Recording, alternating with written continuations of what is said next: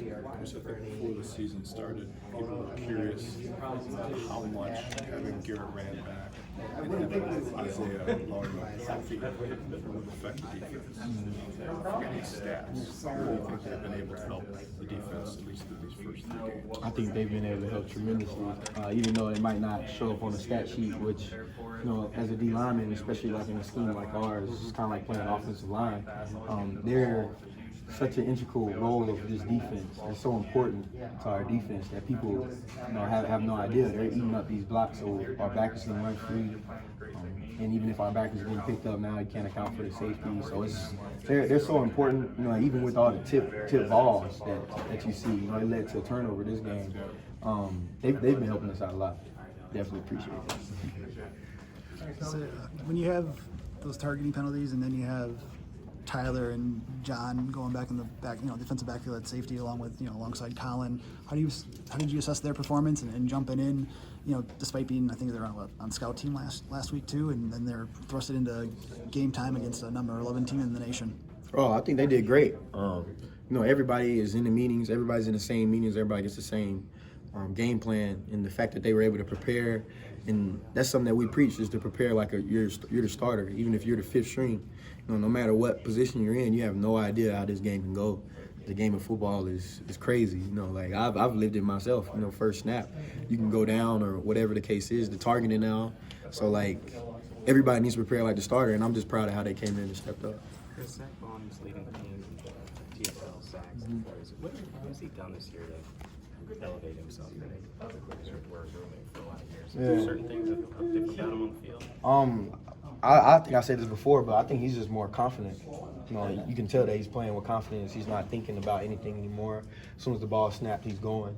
So I think that's the biggest thing that's helped him out a lot, and why he's been able to show up so much in the games is that he's just confident. He's just saying, I'm going to go now. Instead of thinking about what he has to do, he's just going. So, yeah, it's been fun to watch him do that. We've been trying to get him to do it when he was younger, but perfect timing. Did you sense this coming, knowing that Van Ginkel was gone and he was kind of the only veteran guy there? Oh, yeah. We had conversations about it, me and him personally, about just stepping up more for the defense, being the older guys on the D. So I knew it was coming for sure. I knew he was going to do it. He's been hungry, for years now, and he's just playing more confident, making them plays. So happy for him, dog. Zach mentioned that Northwestern does some things formationally that are kind of tough to prepare for. What have you seen so far in that sense, kind of getting ready for them? The same thing. They do some things formationally that are pretty hard to try to get on top of. It's different from a lot of people. It's different from what you would traditionally see. Some of their blocking schemes are different, so it's a little hard to prepare for, but something that we definitely look forward to tackling. Sure. Has the fact that you guys have played so well to start this season changed what you think you guys are capable of this year? No, not at all. We still have the same confidence, the same goals that we set out for ourselves, before the season. It doesn't change now. We didn't set a low bar and then try to raise it now. We definitely always have had high standards here, always had the bar at the highest level possible. So, it definitely hasn't changed at all. What did you see in this defense or this team that led you to believe that you guys could do what you've done so far? So obviously the results are much different than even last year when the expectations were so high. I think the way that we worked in the offseason, the work ethic that we had, nobody was ever satisfied with any type of work that we were putting in. And also, I would say the togetherness of our team. This is truly like a family. It's been that way since the end of last year. It was getting that way towards the end of last year too. So I think the fact that we're all really good friends. We're all really brothers. A lot of people like to say that a lot of times, but it's actually true and genuine with this team. So I think that's helped us out the most. People say that every team, we're super close. What did you guys do things differently to make that happen? What happened so you got close to that?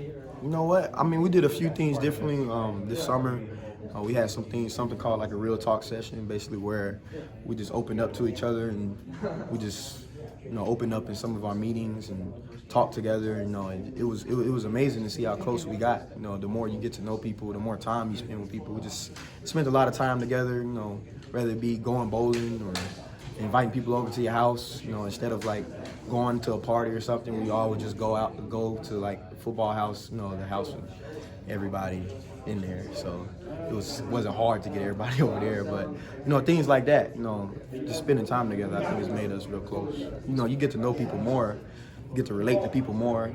It's crazy that you find out, oh, we had the same experience in life. This is crazy. You start to bond more. So I feel like that's been the biggest difference. Nothing like, we didn't do nothing like crazy different though. Real talk session, just players? Was it? No, it was just players. Yeah, it was just players. I want like me, JT, Madison. We kind of came up with that. It was kind of a play off of Dakota used to lead Bible study here, so it was kind of like a play off of that. But we wanted to expand it from more than just Bible study to just even just talking and getting to know each other more. A lot of times people, football is a real prideful game. People don't want to, talk to each other and open up and be vulnerable. So we just wanted to create a space like that.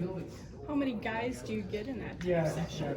We used to get a lot. We used to get at least probably I think probably the most we got was a little over 30. Wow, And I won't say like the least was probably like 15. that's a pretty good. Yeah, size. nah, it was pretty good. It was fun. It was definitely fun. Well, like you said too, you're just learning stuff about each Right. other that you didn't know Right, in normal yeah. circumstances. Exactly. Yeah, it wasn't nothing crazy. It was like, Right. well, let's not talk about football. Let's just talk about something else. Let's just talk. So That's it cool. was fun. That's cool. When the offense put in the hippo package last week during practice, did the ones ever go against the ones, or did they just go against the scouts? I think they put that in the camp. I think. But I mean, they ran that repped it a couple lot times. for practice. Oh yeah, no. We didn't go against that. We did not go against that. Would you like to or no? I would. I definitely would. I would definitely like to get a running start and go against Erg in the hole. And who would win that battle? I don't know. Ask Erg. So y'all had to ask Urban now. I don't know.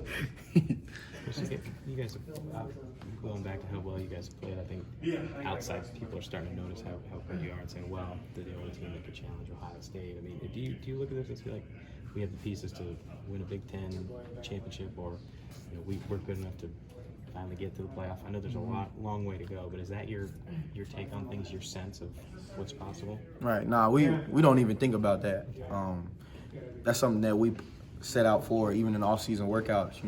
Coaches weren't telling us the workouts before, so we were going one day at a time, 1 week at a time. No matter what it was. So, and we kind of developed that mindset with it. So we want to go 1-0 every week. We're not even thinking or looking at that. We focus on Northwestern. That's how you get beat. Paul make you guys, or not make you guys, but have you guys read books? Is there a book that he gives you? Oh yeah, we read books. What was the book this year? Something about win the locker room? Yeah. Okay, I want to say you win in the locker room first. Yeah. What's the purpose of him having you guys read that stuff, and did you get anything out of this year's edition? I think the purpose is more so to also have us come closer together as a team. Okay. Give us something that we all for sure can relate on because we're all reading it. Start conversations, and also it gives you some advice that maybe he didn't know or whatever the case is. It's just a transfer of knowledge. So I think that's the purpose. And the thing I got from it the most is that there's many coaches in there talking. Coach Smith, that used to be with the Falcons. What's else was in there? I don't know. His messages stuck with me the most, and it's basically just that great teams have great leaders in the locker room. That's pretty much the whole gist of the entire book. Is that the leaders in the locker room is what happens. The coaches set a standard, but it's up to the players to make that come alive. So that's kind of what I got from it, and I feel like that's something that we're running with. So when you see, I know I asked you about the safeties earlier, but how do you think Colin performed? I mean, he's been rotating in, I know with Scotty out, but how's Colin Wilder stepped up, and what type of role do you see him have this week against Northwestern? I think he's been playing great. I see his role, expanding obviously more against Northwestern with guys being out from the target. Excuse me. Okay, excuse me. But I think he's been playing great. We always knew he was an explosive player. He's been that way since he first got here, and he was even sitting out and just practicing. He was making explosive plays. So, I expect a big game from him, a big week. He's a heady guy. He's going to make the right calls. No lack in that area this week. But I'm ready to see some big plays from him for sure.